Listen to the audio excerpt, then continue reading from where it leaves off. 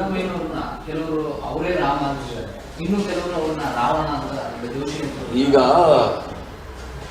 ಯಾರನ್ನ ಏನ್ ಕರೀತಾರೆ ಅನ್ನೋದು ಎಲ್ರಿಗೂ ಸಹ ಭಕ್ತಿರ್ತಾರೆ.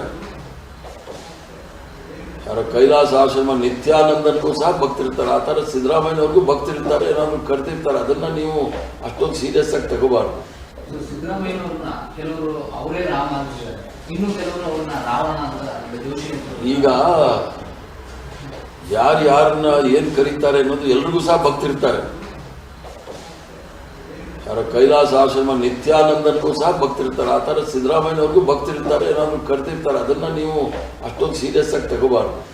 ಸಿದ್ದರಾಮಯ್ಯನವ್ರನ್ನ ಕೆಲವರು ಅವರೇ ರಾಮ ಅಂತಿದ್ದಾರೆ, ಇನ್ನು ಕೆಲವರು ಅವ್ರನ್ನ ರಾವಣ ಅಂತ ದೋಷಿ ಅಂತ. ಈಗ ಯಾರನ್ನ ಏನ್ ಕರೀತಾರೆ ಅನ್ನೋದು ಎಲ್ರಿಗೂ ಸಹ ಭಕ್ತಿರ್ತಾರೆ. ಯಾರ ಕೈಲಾಸ ಆಶ್ರಮ ನಿತ್ಯಾನಂದನಿಗೂ ಸಹ ಭಕ್ತಿರ್ತಾರೆ. ಆ ಥರ ಸಿದ್ದರಾಮಯ್ಯನವ್ರಿಗೂ ಭಕ್ತಿರ್ತಾರೆ, ಏನಾದ್ರು ಕರ್ತಿರ್ತಾರೆ. ಅದನ್ನ ನೀವು ಅಷ್ಟೊಂದು ಸೀರಿಯಸ್ ಆಗಿ ತಗೋಬಾರ್ದು. ಬೆಂಗಳೂರಿನಿಂದ ಮಂಗಳೂರುವರೆಗೆ, ಬೀದರ್ನಿಂದ ಚಾಮರಾಜನಗರದವರೆಗೆ ನಿಮ್ಮ ಸುದ್ದಿ ನಿಮ್ಮದೇ ಭಾಷೆಯಲ್ಲಿ ಕರ್ನಾಟಕ ತಕ್.